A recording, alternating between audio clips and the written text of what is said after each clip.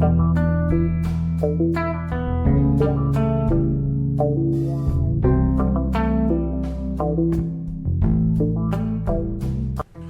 to another episode of Top Lines and Tales, the nation's favourite livestock podcast, and it's great to have all you listeners back on here again. And of course, as always, I'd like to thank our sponsors, Harbro, for their continued support of the Top Lines and Tales podcast, and I think we've got a great podcast for you this week. This week on Top Lines and Tales, I'm honoured to have a guest here all the way from North Wales, from snowy North Wales, I have to say, there where it's coming down a little bit, and a man who's a vet and well known in that area, but of course better known as one of the top Charolais cattle breeders in the world, I would say. Esmor Evans, welcome to the podcast. Thanks very much. And Esmor, I said you're there in North Wales. We'll just go, you are a vet, always have been a vet. Are you still involved still run the vet practice? Yeah, still run the vet practice. It's 4 other assistant vets in the practice, so there's 5 of us all together. Okay. But I'm there every day, still an active part in it, really, because it's been my business since I qualified in 72 right. From the Dick Vet in Edinburgh, and it's been something I've done every day since then, really. Brilliant. And you, is it a large animal practice mainly, or is it just all across the board there? Because there's not quite so many large animal practices about these days, so you still stick with the cattle side as well? Well, it started off as a large animal practice, but now I would say we're 60% small animals and 40% large animals now, really. It's swung the other way, the way things have gone. There's more and more small animal work and less farm work, really. Bit easier to deal with the general public than the farmers there, Esmor, maybe? I would say they certainly don't seem to worry so much about what they spend on their animals anyway. Fair enough. And I said hill farm, I wouldn't quite be right, but you do run up to 1,000 feet there, do you, at the farm there at Mould? We do, yeah. I've got 4 farms scattered across parts of North Wales, really, and the original farm was over 1,000 feet, and that's where I was brought up. Mm-hmm. And we'll talk about, you established the Maerdy herd of Charolais back there. I mean, you've said, I've got 73 from my research, that makes it 50 years, Esmor. Yes, I suppose it will be, since I qualified with the Dick Vet in 72, and I bought my first cow, Charolais cow, the following year, in 73, yeah. Uh-huh. And just briefly, how many cows are you running now? I know we're coming up to Sterling bull sale time again, and you still be bringing bulls there. How many cows do you run there in the herd? Well, I have cut them back a bit. I was on about 200 cows at one time, but we're now down to maybe 120, 130 Charolais cows. But it's just a reflection of the demand in bulls, basically. Okay, yeah, just cut the herd to suit the amount of bulls you can sell. And your list of achievements at Sterling is endless. We got a purse, should I say? We can't go through them all, but we just go back to the beginning of when you started there. I know you bought a few animals in Banbury. I suppose Banbury was probably the place to go for Charolais back there in the beginning. It was a big centre, really, and at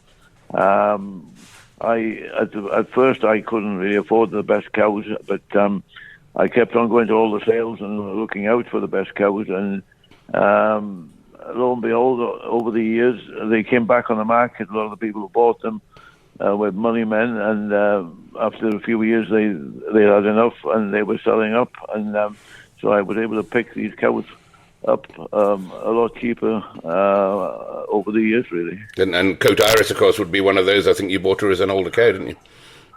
That's right. She was sold at a court dispersal sale, and then I ended up buying her in a production sale in Banbury. Mm-hmm. And she turned out to be a very good cow, really. Yeah, we'll go into her merits in a second there. But you, what got you into Charolais, Esmor? Where did you first come across them? Where was the inspiration come to get into the white breed?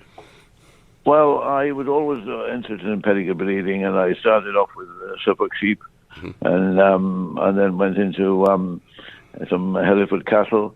But at the time, there wasn't a whole lot of demand for them, and the Continentals were just coming into the country, and there seemed to be a big demand for them, and the Charolais being the first of the Continentals to come in seemed to establish itself above everything else, and so that's how I got into the Charolais, really. Okay. I mean, very early in the first Charolais, I think, came in the middle 60s, but they weren't really established until the 70s, so you would be one of the earlier breeders in the herd book. That's right, yes, yeah. Uh-huh. And we mentioned the cow. I think another Handsworth Ivy is another cow that I've got that you bought there in Banbury too? No, Handsworth Ivy I bought privately from a guy called Gwyn Jones in Hereford, and that was my first cow. Right, first cow I ever bought. Mm-hmm. I paid $4,000 for her in '73, which was a lot of money in those days. Yeah, big gamble, I guess. Big gamble. Yes, a very big gamble, really. Yeah, I put all the cash I had into her, and it was a gamble. Mm-hmm. And had you been reasonably successful in the Suffolk sheep? Because I know you ran the Suffolks for a while there. Were you in amongst these boys back then that were starting to make the big money in the Suffolks? Did you have that interest?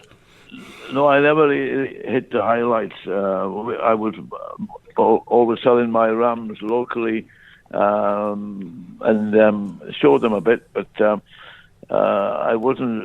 It was a hobby, and I never took it too seriously, really. But it was something I quite enjoyed. Yeah, I know you went back into sheep again later on. Let's just talk about Coat Iris. And you put her to Tattenhall Impeccable to breed you to some great show cows. Iris was a great breeder, but Impeccable too was. Were you fortunate that he was around at that time? Yes, very much so, really. And he was the bull that sort of made the Charolais, really. I concentrated on Tattenhall Impeccable and used him extensively in the herd. Him and Coat Lazard really were the two of the bulls I originally used. And when I bought Coat Iris, I flushed her with Tattenhall Impeccable, and that was quite successful, really. Mm-hmm. And that would be Maerdy Victorious would be one of those. Maerdy Victorious was one of the first bulls I had off Coat Iris, and he went to Perth in those days. Neil Massey was judging, and he made him champion, and he actually bought the bull, and he did very well for him. Spread your genetics further north there. And were you going to Perth from the outset? Obviously, the old market and a fantastic place it was. Would you have taken Perth pretty much straight away, bulls to Perth pretty much straight away? Yes, I did really.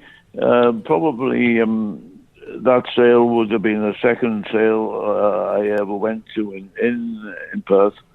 That was in the October, and then in the February, the following sale, I did another full brother, Coat Iris with Tattenhall Impeccable, that was champion again, so there was two following sales with two full brothers, both champions. Okay. Obviously went on to win a lot more champions again. We'll go into that in a second. And Coat Lizard, you mentioned there. Where did he come from? Well, he was imported from France by Cobdens, who had the Coat herd, and I used the semen off him. Okay. Uh-huh. And you say you've, I mean, he bred some great females. I know you say you flushed Coat Iris. That would be very early. I know you're a vet, but that would be very early in the flushing game. Were you doing that yourself? Did you get involved in learning the specialist techniques of flushing back then? Yeah, well, I didn't. Originally, I had a guy come into the farm to do the flushing, but then I trained myself with this guy and then started doing my own flushing. Mm-hmm. But the original flushings were done by another fellow from Suffolk way, and then I went down to him to train, and then started doing my own. Uh-huh. And would you do that fairly extensively from the start there, keep expanding those lines?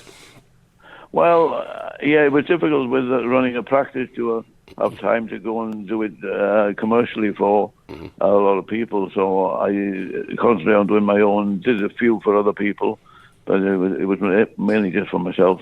Okay. And we talk about a cow, Lappingford Tulip. I'm not quite sure how she fits into this. Is she not a daughter of Iris? Yeah, she was, when I bought Coat Iris at Banbury, the guy was selling up, and he had 3 or 4 calves as well back home on the farm. So I went back to the farm and bought them. And one of these calves was lapping for Tulip, which turned out to be an outstanding show cow. She was only just 6 or 8 months when I bought her. Okay. And she went on to be, as you said, a show cow, winning everywhere she went. Did she not involved in winning the Burke, if I remember right, was she? Yeah, she won the Burke, yes, yeah. And that's when Steve Jones was working for me. I was going to say that was around about the time when Steve came to you, yeah. Yeah, in fact, we've got a picture of him being presented with a trophy by Prince Charles, by the King now, really. Mm-hmm. What year was that, Esmor? Does it say on the bottom of the picture? I think it would be the mid 90s, really. I don't exactly remember the year. Yeah, certainly. And you had Maerdy Empress as a show cow, and I think she was in. Would she be in that same team as well? Would she? Yeah, I had a team of 3 cows at the Royal one year, and they were outstanding cows. There was Tulip, lapping for Tulip. There was Picton Umbel and her daughter, Maerdy Empress. Right. And they were Empress was a tough-not impeccable daughter, and so was Tulip. Mm-hmm. Okay. Certainly, as you said, Impeccable did a lot of good there. And I suppose with the bull we should talk about really is Maerdy Director of 1989, I think, the last sale in the old Perth market there. And, of course, a record there at 56,000 and the first bull to break the £50,000 mark for some 30 years or so. A Frenchman judging that year, Esmor, Albert Raymond was the judge there. That's right, yes, yeah. And fortunately, the Welsh agriculture program was doing a feature on me at the time. They came to the farm and they filmed the bulls, and they asked if they could come up to Perth to the sale to see the bulls being sold. So when Director was sold for 56,000, it was all caught on camera really, because they were filming the whole thing. I've seen snippets of that. They're still out there on the internet, so I wondered where those came from. So that was them filming that. But you didn't just be champion with him. I think you not win all 3 sections that year in '89. I won the senior with Director and the overall, and won the juniors with Maerdy Automobile. So I didn't win the intermediates. Not that year. I was there my first year at Perth, in actual fact. I was there. I remember Director all too well there, and a tremendous show of cattle you had. But I mean, by this time, or certainly going on to the 90s, you were up in your numbers. I mean, I remember going to the hunting tower and you having strings of bulls, 20 odd. I mean, what was the most bulls you took up to Perth? I think it was just over 51 or 52. I think I had just after the foot and mouth, which was an incredible number. Really, I don't know how we managed it. When we think we got a lot of bulls when we go up at 10 now, and to have that number was unbelievable, really. Absolutely phenomenal. I know. I mean, I've studied Perth going back all the way back to the 100 years that it's been in existence, and nobody's come anywhere close to bringing that number of cattle there. Just absolutely incredible, and a good team of guys. The thing is with the Charolais, they take a bit of work too, because obviously the being white, you got to our listener who doesn't know too much about the Charolais, being white, you've got to keep them clean, and then of course got to soap all the hair up as well. It's not just a quick blow over with the dryer. There's a lot of effort going into getting those dressed up 2 or 3 days in a row. Well, that's right. We used to soap them up for the show one day, and then wash it all off that night, and then soap them up again the following day. And we did try in one sale just soaping them up once and leaving them and then just combing it up the next day, but it didn't work very well. No. So we went back to having washing it all off and re-soaping them the next day. You need so with a lot of bulls, it was a lot of work, really. You need a picker to bring the soap up there with you, I think. And 93, I've got down that you sold a bull 24,000 to Jim Goldie. Was that you sort of getting started in I don't know, did you and Jim work quite a lot together, did you, around about that time, exchanging breeding? Well, yes, I bought some bulls off him, and he bought some off me. It was all, he must have fancied one of my bulls, and I probably fancied one of his, and that was it, really. Okay. Yeah. Okay. And then you would go to France, obviously some French breeding right from the outset, but you would go to France regularly every year, I guess. Would you be bringing bulls in regularly from France? A lot of people say you go, the third generation, you go to France to fetch another one. Did you?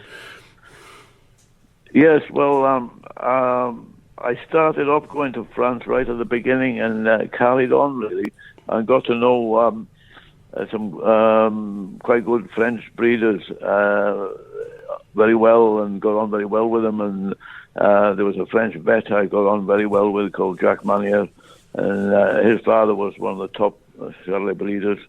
Marc Manier, his name was, and did a lot with him. And then after that, I got very friendly with another fellow called John Riot, who's actually come to Stirling on a couple of occasions. He speaks very good English. I share bulls with him, and he's a very good, a very clever guy. He's got a fantastic memory for pedigrees, and you can ask him about any bull in France, and any Charolais bull, and he'll know the background of it. And so he's a big asset, really, to have over there in France. Mm-hmm. And to start with, the bulls in France would be different, I suppose, would be the right way. And when I live in France, and they still are to a degree, but they would be maybe a bit more squat, a bit heavier in the bone, a bit wider in the back end. And did you concentrate on their type of bull there, or were you trying to breed your own type to suit the UK market? No, I was trying to accommodate the UK market, really, and you had to be very careful. Some of these bulls in France were a bit too heavy and too muscly. But then you had the other types as well, which was more our type, and the smoother types of our Charolais. Mm-hmm. So you just need to go to the right places and try and find what suited our market, really. Okay, and would you go to sales down there? Would be the main sale you would turn up to each time, or was it more about picking them off on home? Yeah, well, I have bought some at home there, but I've also I must have bought quite a few at the auction sale. They had a big auction sale in Manicourt after the national show, and I did buy probably half a dozen bulls over the years at these auction sales. Okay. A couple of bulls I got written down, Grimaldi being one of them, was quite well known, and then Governor, another one. So what years would those be? That'd be early on, eh? Yeah, well, Grimaldi, I was an older bull. He'd be about 4-year-old when I bought him. He bred very well, and he was from a very good herd. He did a tremendous job for me, really. And his brother, to a lesser extent, he's done quite a good job as well, really, for various people. Okay, and I just got to mention figures. Obviously, it's carving figures and such like are an important part of any breed, but an important part of the Charolais as well. And would you be bringing bulls in with figures, or would you just go on the understanding that what folks told you that you could get your figures to work with them when you brought them in? No, well, I think they have a different figure system there, but carving is important, and the breed's done a big progress as far as the carving's concerned, and the Charolais does carve a lot easier now than they used to. Mm-hmm. So you've got to keep an eye on this carving job. Mm-hmm. I don't know whether the figures that are in the catalogues mean a whole lot, because they're only as good as the information that goes into them. And I think your eye is probably as good a guide as anything, really. Mm-hmm. Mm-hmm. Okay. Yeah. But in France, when I buy a bull, I get to know through these contacts that I have out there if there are any problems with certain bulls for carving, really. Mm, yeah, just the hearsay, and the trust, I suppose, isn't it, as well? And bringing those in, and are you still bringing bulls in? Are you still going out there, Esmor? Is that trade still going? I know. Andrew Hornell said he still goes out regularly to the sales and such like. I'm still going out there, but not as often. But I tend to go to the show in Paris, the main show in March, mm-hmm. Or end of February, but. The best show is probably the Moulin show at the end of the year, where you have all the champions from all the different shows right through the summer. Okay. But it's not as easy to get cattle in anymore. No. In fact, it's impossible at the moment because of blue tongue and this viral hemorrhagic disease that's coming up from Spain to France. Sure. They've closed the border to the UK now while those are on the go, and God knows when they'll open them again. No, you're right.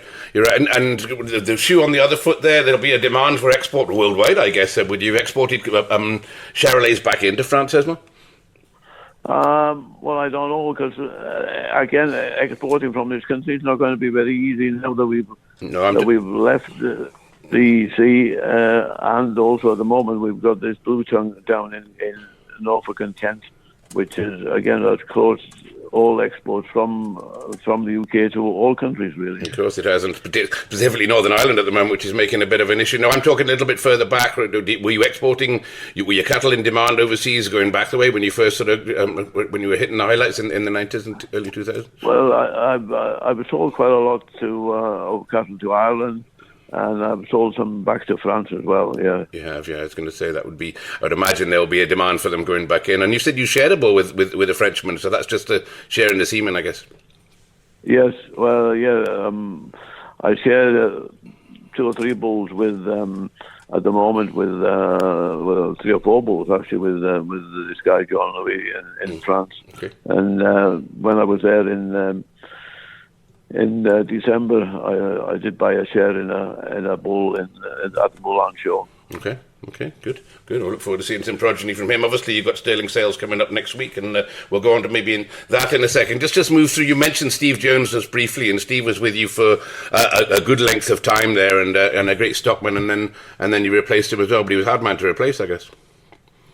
Yes, he was. The first stockman I had was Roy Crockett, of course, who at the time was working for Jim Goldie, and he came down to me, and then he was with me for about 12 months, and he left and went back to Jim. Mm-hmm. And then after him, I had Steve Jones came to me, and he was a tremendous guy as far as showing was concerned, and learning pedigrees and that sort of thing. It was him and his wife were both really, really good at the job. That's right. And him and Janet went up to Robert Graham's after you, I believe. That's right. Yes. Yeah. He was. They were with me for about 2.5 years, mm-hmm. and they loved the showing, and they did put my herd on the map. Mm-hmm. Okay, and Steve, good man. He was an oppo of my father's in the Blue Domain sheep rend about that time as well. Him and Janet had a few of those before they went off to Canada. And then you had Tidder in there. He's been in there a while as well. Yes, he carried on after Steve left, really, and he was my nephew, and he is my nephew, and he did a very good job as well. He's a very, very good showman, very, very quiet with the cattle, and did a very good job, really. And it's big numbers as well. When you said you're running 200 cows, I mean, you'll have more than one stockman, I guess, when you're running that, but running 200 cows, it's a huge effort. It's not just like some of these boys going in there in a 20 cow herd. It's a lot of work. No, well, you've just got to run them commercially, really, and let the cream come to the top, really. Okay. And you just can't push them all from the start. No, and you'd have a few reduction sales. I think your first reduction sale in Banbury going back into the late 80s, 88 I think there, and again in 91 you started having female reduction sales on a regular basis. Yeah, my first reduction sale was just before Steve Jones started with us, okay. And that was we had in combination with John Downs at his farm. Which worked very well. We had a very good sale there, and then I think it was 3 years later I had a joint one with Ernie Dodd. Okay. On his farm in Tattenhall. Okay. And that was a tremendous sale, really. There were people from everywhere there. People just couldn't get anywhere near the ring. You mentioned John Downs. I remember showing cattle, I think 1977, showing at the Shropshire West Midlands show, and he had Tattenhall Hublot, I think. Did he not own Hublot?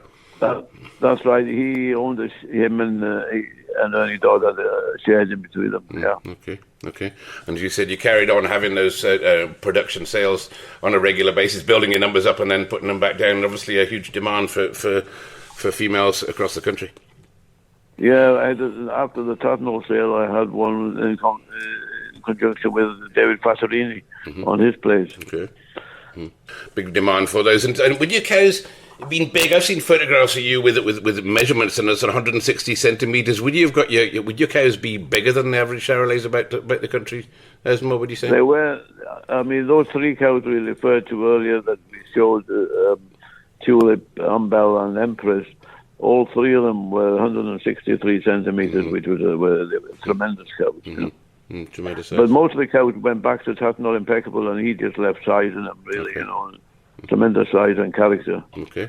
And they're still chasing that size these days, Esmor? I know you were going to your recent successes, 50, Maerdy Express, 45,000. Would your cattle still be that size? Would you still have that height in them now, or would they have come down the way a little bit? They probably don't want them quite as big as that. There seems to be a swing maybe towards slightly smaller cattle, but I still like big cattle, and I tend to try and breed them, try and keep the size in them, really, because they've got an automatic tendency to get smaller anyway. So you just need to strive to keep the size, otherwise your herd becomes very small, really. Easy to bring them down the way and take them up the way. That's true. Very much so. And your markets would vary across the country. The commercial market, the Aberdeenshire boys, very keen on the Charolais there. Would that be right? They are. Well, that's where the big market is for Charolais, really. Sure, and it's about the high health status and Johnnies and various other things. They're all coming into play now. It isn't just about breeding bulls anymore. You've got a lot of health hoops to go through. Or being a vet, I suppose maybe you're in charge of that. But health is highly important, isn't it? Well, it is really, yeah. And we'll go on to the modern in a minute, but going back the way, did you study some of these old boys? You said you were sort of breeding sheep. Did people like Bob Adam, Captain De Quincey and Harveston? Are these guys? Did you look and see what they'd done, or did you just take it your own way? Yeah, I was intrigued with a lot of these top breeders, really, and pedigree breeding has always been my interest. I get some fascination from it, really, ever since I was in school. Okay. And is there mathematics involved in that as well? Not too much, really. I don't think so. But genetics, yes. I always, even when I was at college and genetics was part of the course, that was a big interest to me, really. I remember talking to you about line breeding a long time ago now, but I was getting in the sheep side of it, and there's a game that they all play, don't they, with the line breeding? But at the end of the day, you said you still got to use your eyes. Well, that's right. Yeah. Okay.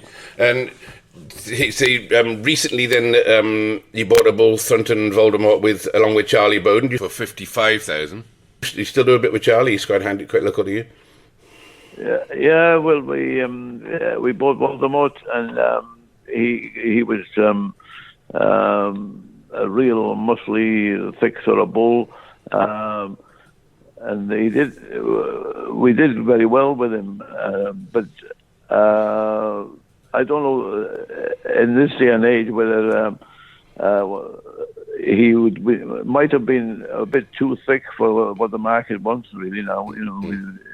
We would want something a little bit smoother and with maybe more lines and maybe not quite as much muscle. Okay. And impeccable. Is there still impeccable semen about? Are you still using that? Has it still been used recently? I've heard tales. I have still got some impeccable semen, but then fashion changes really, and it's not so easy when you go back to using a bull that bred very well years ago because the breed moves on. So you've got to find new blood and move along with it. Okay, yeah, and obviously keep the figures with that as well. And Blealac Fabulous was another bull. I think you were quoted as saying he was an improvement in figures for you. Yes, he did. In fact, he was. I bought him. He was a reserve senior champion in Stirling, and I bought him mainly as a sweeper initially. But then, having used him and seen his calves, I used him a lot more because his figures were very good. His calves scanned very well, and they turned out to be far better cattle than I initially thought they would be, really. So he was a bull that was a big success. Sometimes it can be the bull that you just buy them on spec and can turn out right, but that's the numbers. That's right. Numbers game that you play there. And 2018 sold Maerdy Newman for 40,000. So you sold a bull, Maerdy Charolais, was that how I pronounced it? Of course, Andrew Reid brought him in. He's talking about Black Fabulous. Well, Maerdy Newman would be a son of Black Fabulous. Okay, yeah. He sold for 40,000. So that we sold another one for 28,000, Jerusalem. So he Fabulous did bleed very well for us. Really. Sounds like he did, yeah. And so you were talking about Maerdy Charolais. Yeah, that's a bull we sold to Andrew Reid, AJR Farms. That was sold privately. That would be a son of my homebred bull, and he's done very well for them, really, in winning the Highland Show and on 2 occasions, I think. A real show bull, isn't he? A real showy bull, as you'll know, because you saw him yourself when you were up there last year. Yes, and went on and done very well. Andrew brought him out tremendously. And moving on from the Charolais a little bit, you ever heard of limousines there as well, Esmor? Yes, I started with limousines more about 10 years ago, maybe. And went over to France and bought my first females in France. And then I bought some black females from Albert Howie in the Knock. And the black bull, Knock Glencoe, was bred very well, really. We bought him in Carlisle for 18,000. And we took him to the Royal Welsh the following year, and he was male champion there. The first time a black bull has been a male limousine champion. Okay. Are you finding a market? Are you predominantly black now with them, or are you half and half, or do you find a market for the black ones? I would say we're probably 2/3 red and 1/3 black. But there is a niche market for some black bulls. You know, some people actually want a black bull, and there are not so many of them about. Okay, and you've got bulls to sell. This how many cows are you running now with the limousines? There'd probably be about 60 cows there, maybe. Okay, all right. So 120 Charolais and 60 cows, and you said that you cutting back. You still got a big herd there with all the followers. You still must have 300 cattle about you, I guess. We've probably got about 600 altogether. Yeah. Have you really? Okay. And this is just a hobby. Yeah, this is when you go into you do your day job every day and run. This is a hobby. Incredible man, Esmor. And you sheep as well, of course, not just cattle. You said you started with the Suffolk sheep, and I think you dispersed them, but you went back in, did you? And certainly got Charolais sheep, and you've been in Charolais sheep for a long time, I think. Yeah, I started with Charolais sheep years ago. Went to France and bought some with Jonathan Barber, and who was the original man that brought them in, and brought quite a lot in, and then just realised that there was so much work with sheep, and that I got rid of them. And then about 10 or 15 years ago, I bought another farm, and there was a good sheep setup there, so I thought I might as well have some sheep. So I went back into Charolais and Texels. I must be glutton for punishment, really, because there is some work, especially with the Texels. We'll talk about Texels for a second. I don't think you're chasing the Lanark market. I think more into the commercial yearling side of the job there with your Texels, I think. But it's a serious game, that Texels. It is really, yeah, and quite honestly, I'm in the shearing job, and I don't chase the lamb market. I don't like these sheep with big heads and short necks. I tend to go on for the bigger sheep with the smaller heads, but you're not going to hit the big money in that job, but. Hopefully have less problems. Did you not have 6,500 for a shilling? Was it a couple of years back? Yes, I did. In Welsh Pool, yeah. That's fairly good money, yes, more, but maybe not compared to the cattle. But I suppose not compared to the top end of some of these Texels. They are big money. But the commercial trade and commercial buyers coming to buy from you at home, I guess. Yes, I sell. There's a good sale locally in Rithin that we sell quite a lot of our top shearing rams, and then I sell the others at some at Built and some at Shrewsbury and that sort of thing. What numbers are you running a sheep? There's probably 250 textile ewes there. 250 textiles and Charolais as well. Yeah. About 60 Charolais, and so about 300 pedigree altogether. Have you got a shepherd in looking after that lot? No. I tend to do most of the lambing myself, and I get some students in to help. I don't know where you find the time or energy. I think everybody would say the same, to be fair. Esmor, I thank you for finding the time to talk to me anyway. I mean, it's the listeners out there, if you want to listen back on a bit more about the Charolais, we covered them in episode 16 on Top Lines and Tails, maybe a year or so ago, and certainly some of your cattle were discussed on there, Esmor, and absolute pleasure to have you on here. And you've got bulls going to Stirling this week. Just run us through the highlights of or next week, should I say, run us through the highlights of what you're taking up there. A good run of bulls? Well, yeah, there's a decent set of bulls going up.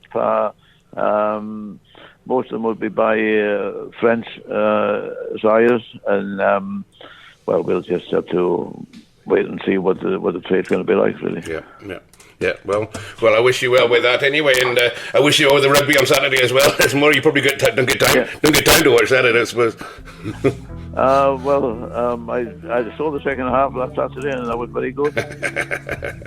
I'm sure you'll have that to tell them when you get to Scotland next week to remind them that you won the second half in that game. Esmor, it's been an absolute it's been an absolute pleasure talking to you, and I really appreciate you taking the time there, and all the best with the next week or so. Thanks very much, Esmor. Thank you. Thank you for listening to this week's episode of the Top Lines and Tails podcast, and I hope you enjoyed that one there.